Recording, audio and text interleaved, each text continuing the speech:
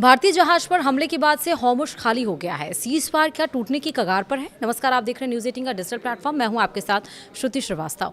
Hormuz जल डमरू मध्य को एक बार फिर से बंद कर दिया गया है। भारतीय जहाजों पर हमले और ईरान के साथ जारी बातचीत के बीच अमेरिका में हलचल तेज हो गई है। अमेरिकी राष्ट्रपति डोनाल्ड ट्रंप ने शनिवार सुबह व्हाइट हाउस के सिचुएशन रूम में हाई लेवल बैठक बुलाई, जिसमें इस संकट और संभावित समझौते पर चर्चा की गई।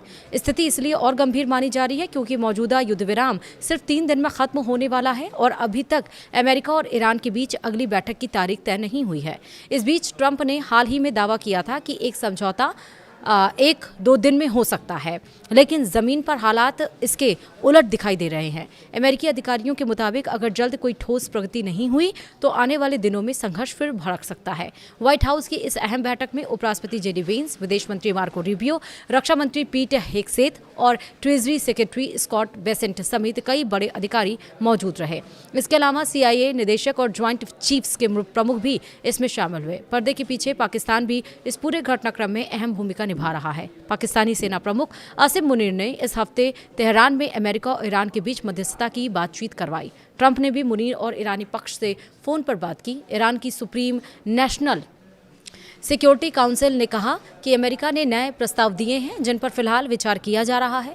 बातचीत का केंद्र ईरान का परमाणु कार्यक्रम और यूरेनियम भंडार बना हुआ है। दोनों पक्ष इस मुद्दे पर कुछ हद तक करीब आए थे, लेकिन हॉर्मुज़ में अचानक बढ़े तनाव ने हालात को फिर से उलझा दिया है।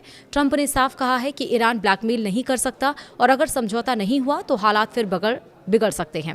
उन्होंने यह भी कहा है कि दिन के अंत तक साफ हो जाएगा कि बातचीत आगे बढ़ेगी या नहीं। इसी बीच मध्य पूर्व के दूसरे मोर्चे पर भी तनाव कम नहीं हुआ है। इजरायल ने दक्षिणी लेबनान में येलो लाइन नाम से नई सैन्य सीमा तय करने का ऐलान किया है और इस इलाके में कई हमले भी किए हैं। इजरायली सेना ने दावा किया है कि उसने उन लोगों को निशाना बनाया जो युद्ध विराम का उल्लंघन कर उसकी सेना के करीब आ रहे थे। साथ ही हिजबुल्लाह से जुड़े ठिकानों और एक अंडरग्राउंड सुरंग पर भी हमला किया गया।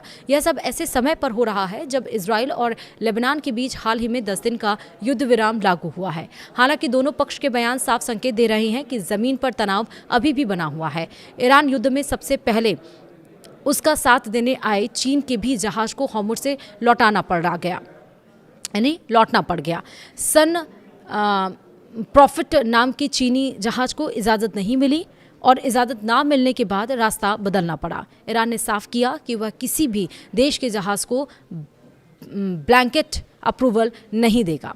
वहीं यानी कि ईरान किसी एक अनुमति पर सारे जहाज़ों को मंजूरी नहीं देगा, बल्कि हर जहाज़ को अलग से परमिशन लेनी होगी। इससे पहले शनिवार को ही भारत के 2 जहाज़ों पर फायरिंग की खबर आई थी। अब चीन के भी जहाज़ को लौटा दिया गया। ईरानी राष्ट्रपति पेज़ेश्कियान ने कहा कि ईरान मौजूदा संघर्ष को सम्मान के साथ ख़त्म करना चाहता है और किसी भी देश को उसके वैध परमाणु अधिकारों से वंचित करने का अधिकार नहीं है। उन्होंने ये भी कहा कि ईरान युद्ध को बढ़ाना नहीं चाहता और उसके नीति क्षेत्र में शांति, स्थिरता और सुरक्षा बनाए रखने पर केंद्रित है। पेज़ेश्कियान ने कहा, हमने कोई युद्ध शुरू नहीं किया और हम किसी देश पर हमला करने का इरादा नहीं रखते।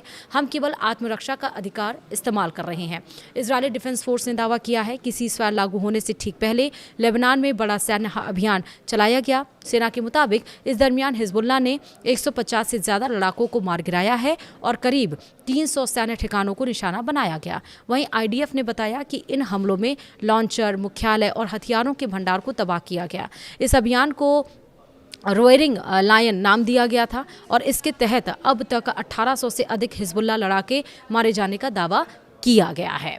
इसी के साथ ही इसीलिए टेंशन हो गई है क्योंकि 21 अप्रैल को जो सीज़फायर हुआ था तीनों देशों के बीच में, वो ख़त्म हो रहा है। इसके पहले मध्यस्थता और आगे बढ़ाई जानी चाहिए, युद्ध खत्म होना चाहिए। लेकिन जिस तरह से स्ट्रेट ऑफ हॉर्मुज़ जो हमेशा से टेंशन ऑफ पॉइंट बना हुआ था, उस पर एक बार फिर से टेंशन हो गई है क्योंकि वहाँ पर ईरान की तरफ से बमबारी की गई है, जिसमें ये भी खबर आई थी कि भारत के भी 2 जहाज़ को यहाँ पर हम नुकसान पहुँचाया गया, लेकिन फिर वो ऑडियो मैसेज था और जहाँ भारत ने भी ईरान को ये बात कही है और कहा है कि आपने ही परमिशन दी थी भारत को तो भारत के जहाज़ों को गुजरने दिया जाए। लेकिन ईरान ने वहाँ पर स्ट्रेट ऑफ हॉर्मुज़ जो 18 अप्रैल को खोलने की बात कह दी गई थी, 24 घंटे के बाद वहाँ पे टेंशन इसलिए हो गई क्योंकि अमेरिका ने साफ तौर पर कहा कि वो अपने युद्धपोतों को नहीं हटाएगा, अभी तक डिप्यूट करेगा। और ईरान कह रहा है कि नहीं, जब तक अमेरिका के युद्धपोत नहीं हटेंगे तब तक ये स्ट्रेट ऑफ हॉर्मुज़ पूरी तरह से नहीं खोला जाएगा।